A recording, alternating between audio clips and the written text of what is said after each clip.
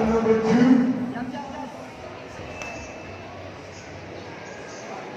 And this bout is the match between Luis Mario Quesadilla on the red corner, representing India,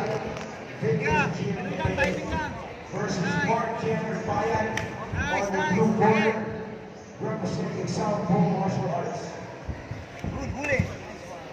Next bout, we're calling on Ruel Eliminaco to proceed to the red corner, representing Takuto MMA versus Mark Angelo Opita to proceed to the blue corner of Team Marlon Galliano.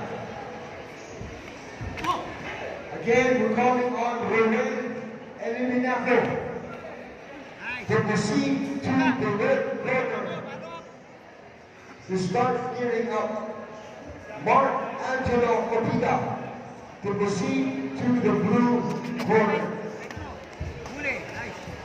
Bout number 4 will be a match between Joshua Terrence of Hyper MMA, Billy a Fitness Gym on the red corner, versus Melvin Del Monte of Team SFS, and it will be a boxing match.